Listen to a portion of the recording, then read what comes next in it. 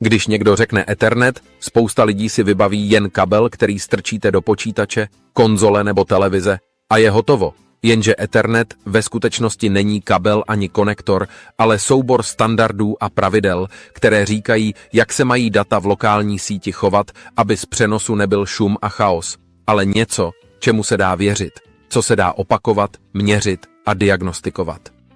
A právě to je důležité, protože kabel je jen fyzická cesta, zatímco Ethernet je dopravní zákon, který určuje, jak mají data jezdit, aby se nesrazila, aby bylo jasné, kdo s kým mluví, kde zpráva začíná a končí a jestli se cestou něco nerozbilo.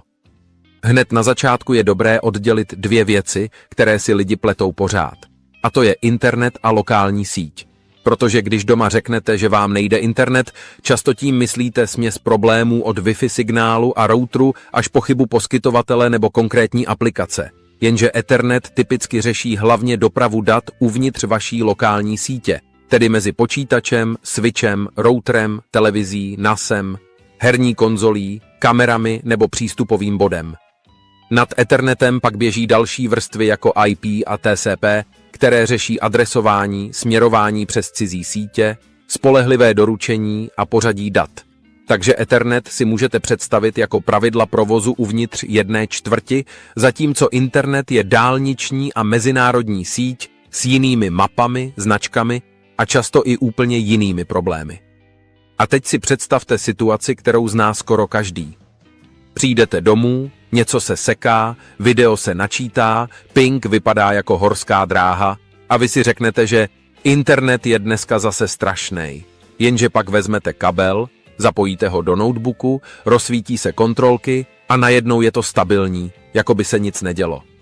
Tohle není magie, ale moment, kdy jste si udělali malý experiment a zjistili jste, že část problému nebyl internet jako takový, ale bezdrátový přenos v místnosti, rušení, překážky, nebo prostě to, že vzduch je složitější médium než měď.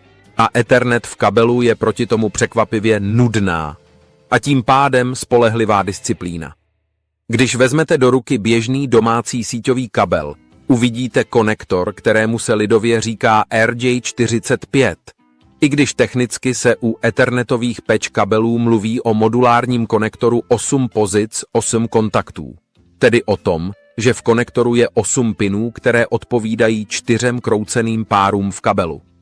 A těch 8 drátků není náhoda, protože Ethernet u kroucené dvojlinky typicky používá diferenciální přenos, takže informace se nečte jako jedna žíla proti zemi, ale jako rozdíl mezi dvěma vodiči v páru a rušení, které se do obou často naindukuje podobně, se na konci výrazně potlačí, díky čemuž může i obyčejná měď přenášet vysoké rychlosti stabilněji, než by člověk čekal. A když se řekne data v kabelu, není to proud jedniček a nul tekoucí jako voda, ale extrémně rychlé změny elektrických stavů a tvarů signálu, které musí být navržené tak, aby je přijímač rozpoznal i přes útlum, odrazy, přeslechy mezi páry a šum z okolí. Moderní ethernetové rychlosti navíc používají sofistikované kódování a modulaci, aby se z omezeného frekvenčního pásma kabelu vytěžilo maximum, což je jeden z důvodů, proč může starší kabel vypadat stejně jako nový. Ale při vyšších rychlostech se projeví rozdíly v parametrech, kvalitě vodičů, stínění, konektorů a celé instalace. A teď přichází část, kterou lidé nevidí.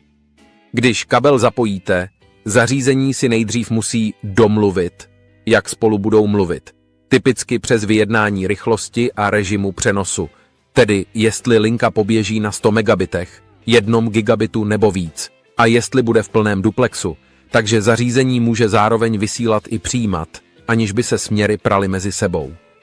A tady se někdy skrývá první nenápadný problém, protože kabel může být zapojený, ale linka se dohodne na nižší rychlosti kvůli špatnému páru, nekvalitnímu krimpu nebo poškozenému konektoru. A vy pak máte pocit, že je síť podezřele pomalá, i když to není internetový problém, ale fyzika v malém plastovém konektoru. Ethernet na základní úrovni neposílá soubory ani videa jako hotové balíky, ale posílá rámce se strukturou, díky které se síť nestratí.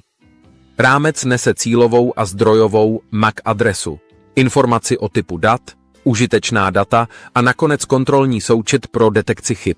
Protože fyzický přenos není nikdy dokonalý a síť musí umět poznat, že se něco pokazilo, aby vyšší vrstvy věděly, co s tím. A tady je dobré zmínit praktickou věc, která vysvětluje, proč gigabit není vždy gigabit. Protože rámce mají režii. Typická velikost užitečných dat bývá omezená. Často se mluví o hodnotě kolem 1500 bajtů pro IP paket v Ethernetu. Takže velké přenosy jsou poskládané z obrovského množství menších rámců s hlavičkami, kontrolou a dalšími vrstvami. A tahle režie se ve výsledku opravdu počítá.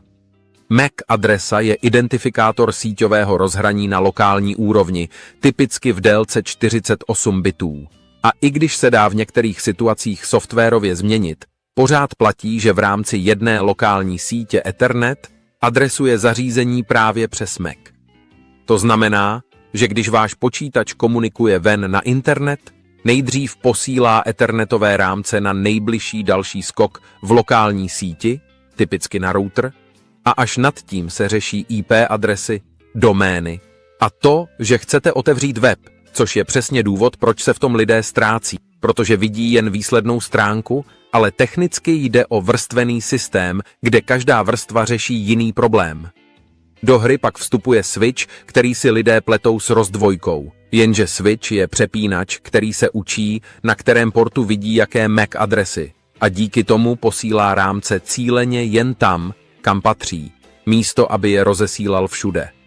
Když switch neví, kde cílová MAC je, může rámec dočasně rozlít do sítě. A právě tady existuje i broadcast komunikace, kterou slyší víc zařízení, protože některé věci se takhle z principu zjišťují. Hezký příklad je ARP, protože počítač často zná IP adresu lokální brány, ale aby jí mohl poslat ethernetový rámec, potřebuje znát její MAC adresu. Takže se v lokální síti zeptá, kdo má danou IP, a router odpoví svou MAC, aby se komunikace mohla rozjet. Historicky se u Ethernetu řešily i kolize, protože na sdíleném médiu mohly začít vysílat dvě zařízení najednou. A proto existoval mechanismus CSMA-CD, tedy poslouchej médium, při kolizi přestaň a zkus to znovu. Jenže v moderních domácích a firemních sítích, kde jsou zařízení připojená do switche a běží v plném duplexu, se kolize v běžném provozu prakticky neuplatní, protože každý port má svou vlastní linku. A i proto dnešní Ethernet působí tak stabilně. A zároveň je dobré připomenout, že reálné používání internetu není jen stahování, ale i odesílání požadavků, potvrzování přenosů, zálohy do cloudu a videohovory. Takže schopnost vysílat i přijímat zároveň bez přetlačování je v praxi důležitější, než si lidé uvědomují. Často se zmiňuje limit 100 metrů pro běžný měděný Ethernet v strukturované kabeláži, což není marketing, ale kombinace útlumu, deformace signálu a požadavků standardu. Protože čím delší vedení, tím hůř se udržuje signál v parametrech, které přijímač spolehlivě dekóduje. Proto se ve větších budovách používají rozvaděče, patch panely a více přepínačů, aby se síť skládala z kratších, kontrolovatelných úseků místo jedné dlouhé trasy, která by se tvářila jednoduše, ale byla by noční můra na diagnostiku. Do toho zapadají i kategorie kabelů typu Cat 5e, Cat 6 a vyšší, které neříkají, že kabel je kouzelně rychlý sám od sebe, ale že splňuje parametry útlumu, přeslechů mezi páry a podporovaného frekvenčního pásma. Pro běžný gigabit na rozumnou vzdálenost může být vše v pohodě i s jednodušší kategorií, jenže ve chvíli, kdy chcete vyšší rychlosti, delší trasy nebo prostředí se silnějším rušením, začnou se tyhle parametry projevovat a najednou platí, že stejně vypadající kabel se může chovat jinak, protože fyzika se ošidit nedá.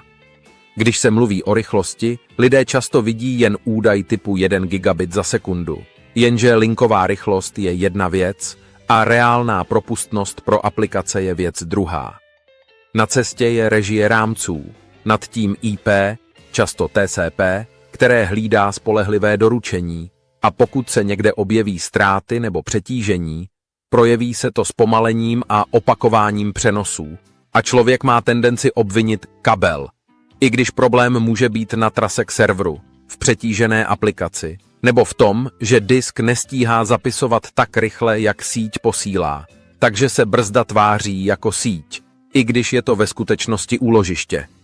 V posledních letech se navíc hodně prosazuje Power over Ethernet, protože po stejném kabelu se dají přenášet data i napájení, takže jedním vedením připojíte a napájíte třeba IP kameru, přístupový bod nebo VoIP telefon.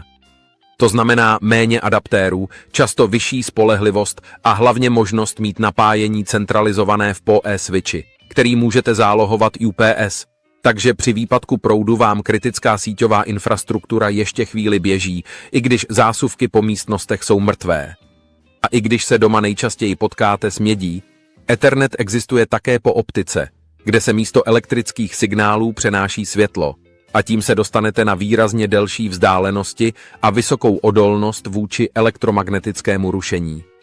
Proto se optika používá v páteřních trasách budov, mezi rozvaděči nebo ve větších sítích, protože měď má své fyzikální limity, zatímco optické vlákno nabídne jiné ztráty, jiné vzdálenosti a stabilnější profil přenosu na dlouhých úsecích.